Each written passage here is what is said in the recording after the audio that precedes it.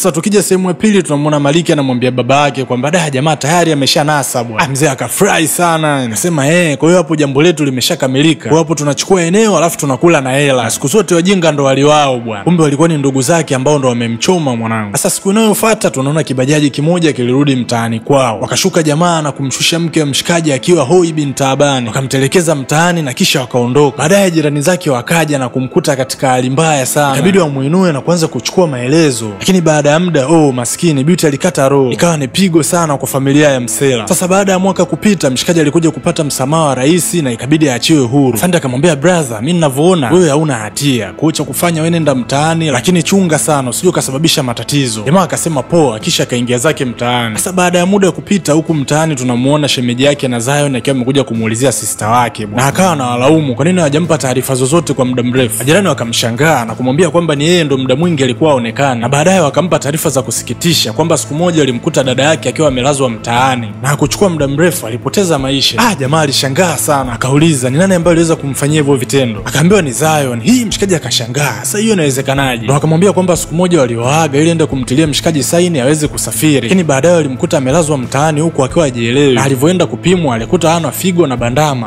Jamaa alikasirika sana, akasema kwa hiyo mshikaji ameamua kumuua dada yangu na kumtoa figo na bandama. Yaani na pia nikimkamata nitamla mbichi. Jamaa alikasirika sana na baadaye alitoka na kwenda kwa baba yake Maliki. Fika akamueleza dharau zote ambazo Zion amezifanya kwa familia yake. Na mzee akamwambia ndio, hata mimi natambua kuhusiana na hilo swala. Jamaa akamwambia hivi kumbe na wewe unafahamu? Mzee akasema ndio bwana. Jamaa akamwambia sasa sikiliza, naona sasa hivi muda wangu hautoshi. Ngoja nikajipange na nikirudi nakuja kumfinya yeye na wewe mzee. Mzee akastuka na kumwambia wewe kijana, vipi mbona unaongea na mimi bila adabu? Na mimi nimefanya nini kwenye hilo jambo? Au unataka kunisingizia tu? Mzee aliwaka. Jamaa akamwambia babu, piga kelele lakini siku nikirudi utakuja kunitambua. Mzee akabaki na mawazo analalamika tu na akasema lile swala atalipeleka mpaka kwenye kikao cha wazee. Sasa muda huo ndo tunamuona Zion ameingia mtaani bwana na kufika tu mtu wa kwanza kukutana naye akawa ni mzee. Mzee akashangaa, wewe Zion umerudi? Mshikaji akamwambia nimetoka kupambana na majanga lakini naomba kuuliza Maliki yuko wapi? Mzee akajifanya ajui, akamuuliza kwani umetoka wapi? Jamaa akammind na kumuuliza kwani hujui ninapotoka na maana hujui kinachoendelea? Mzee akamwambia sijui. Akamwambia sasa sikiliza, mwanao kanikatia passport fake na kanifanya nimekamatwa na nimetoka jela hapa nimekaa mwaka mzima. Wewe hela zangu kala na eneo kachukua alafu na mimi pia nimefungwa au sio? Sasa namtafuta na nikimpata ama zake ama zangu na pia nakwambia nikimkosa nakuja kukufuata wewe mwenyewe. Mzee akaona mimi tena? Sasa mimi nimefanyaje jamaa? Kisha mshikaji akaondoka zake na kuachana naye. Sasa jamaa kufika home akakutana na shemeji yake. Jamaa akaona kuku wangu kaja. Jamaa akamuuliza dadangu yuko wapi? Zion akajifanya elewi bwana. Mimi sijui, si atakuwa yuko ndani bwana. Jamaa akamwambia yuko ndani, asa ngoja nije. Jamaa akazunguka, ile kurudi alikuja na gobole. Ikawa ni vita, Zion zilimkosa kosa sana, ikabidi akimbie mshikaji wangu. Bado muda huo jamaa anamuandama tu, yani alitaka mmalize pale pale. Sasa muda huo Maliki naye ndo anaonekana bwana akiwa ameenda kwa baba yake. Mzee akamwambia kijana wangu Zion amerudi. Jamaa akashangaa, amerudi? Amerudi vipi sasa? Mimi nilijua kifungo alichokipata angeweza kukaa ndani muda mrefu sana. Sasa ametokaje? Mzee akamwambia ndio hivyo na amesema anakutafuta na kikupata atakuua au akikukosa ataniua mimi. Basi Maliki akamwambia haina shida, mimi hilo swala nitalimaliza. Kisha akaondoka na kuendelea na michongo yake. Sasa baadaye tunamuona shemeji yake Zion yuko mtaani, yani yuko doria mzee. Akakutana na majirani wa sister yake. Kaanza kuwachukulia maelezo, wewe nyewe hivi hamjamuona Zion? Akamwambia hapana hatujamuona. Akamwambia sikilizeni, yoyote atakayemficha nitamuua yeye na muua na Zion. Na hakuna mtu yote kujihusisha na hili jambo. Lakini wakajaribu kumsisitiza na kumwambia aachane na hayo mambo. Jamaa akataka kuwavamia, ikabidi wamuombe msamaha na waondoke. Baadaye tunamuona Zion akiwa kwenye chaka moja hivi. Kuna mshikaji alikuja kukutana naye. Fika akampa hela, jamaa akampa bastola. Mshikaji akachukua mguu kuku akaukagua, kisha akautia mfukoni na kuondoka nao. Sasa kesho yake akiwa baa fulani hivi anavuta sigara na kunywa pombe zake, akamwona jamaa mmoja ambaye ndo alikuwa studio akimpiga picha na kumfanyia interview. Jamaa akashangaa, akasema ndo yeye mjinga. Akamvutia kumbukumbu the mshikaji alikuwa na mperemba sijui swala la kupata chumba, akasema haina no. Ndio jamaa yuko na demu wake, walichukua gari na wakatoka. Ndio zao ni wanawafuata nyuma, yani bampa tu bampa. Mshikaji kufika nyumbani akafunguliwa geti. Ile anaingia tu jamaa naye akazama. Straight akamfuata mtuhumiwa wake kisha akamweka mtukati. Tulia hapo wewe bwegi. Si unanikumbuka akamchukua na kuwapeleka nyuma ya nyumba. Sasa kipindi anafanya maandalizi ya kuwafunga yule Dems akataka kutoka, jamaa akampiga shaba ya mguu. Kisha akamfuata na kumwambia unataka kunichezea? Akamzima kabisa. Akawafuata wengine na kuambia hicho ndo kitakachotokea kwa yoyote atakayeleta ujinga. Huyo akamfuata mshtakiwa wake na kumuuliza wenzako wako wapi. Jamaa akajifanya ajui, akamwambia nitakuua, kumuonesha mfano, akamzima dereva. Jamaa akaona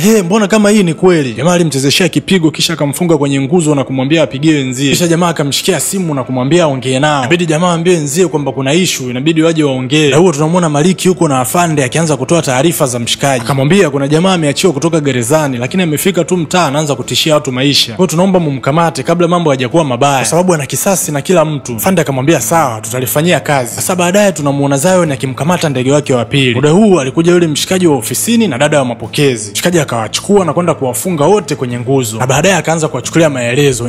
Sasa nataka mniambie mlimfanya nini mke wangu? Kipara akaanza kujitetea na kumwambia bwana sio mimi, ni ndugu yako Maliki. Jamaa akawauliza Maliki amefanyaje? Wakamwambia kipindi tumeenda kumpima Maliki alitaka atolewe ini na figo ili twende tukauze. Tulimkatalia lakini alilazimisha na hivyo ndo ilivyokuwa. Jamaa akamwambia nyinyi nyote ni wanyama na hakutaka maelezo, aliwapiga shaba wote watatu. Baadaye Maliki akaja na mapolisi kuja kuangalia kilichotokea. Alivyoona mauaji akaambia maafande na hichi ndo nilichokuwa nawaambia. Nimemwachia mhalifu sasa anakuja kufanya mauaji. Sasa msipomkamata mambo yatazidi kuwa mabaya. Afande akamuelewa. Siku moja baba yake Maliki anatoka akakutana na kaka yake Beauty. Jamaa akaja na gobole sasa anataka kumuua mzee. Mzee kujitetea ikabidi alale chini. Jamaa akamwekea bunduki. Zion yuko wapi au nikufyetue? Mzee akabaki analia na kusema ajui chochote. Bahati nzuri mapolisi wakaja, ikawa ndo pona ya mzee bwana. Wakafyatuliana risasi na jamaa kisha jamaa akakimbia. Sasa hiyo mzee amekimbia nyuma ya nyumba anaenda kujificha. Akakutana na Zion, mshikaji naye akamchukua akamwambia huku umekimbilia pazuri, tuondoke. Twende nikakusomee kesi. Ndio huo kaka yake Zion anazunguka mtaani na gobole.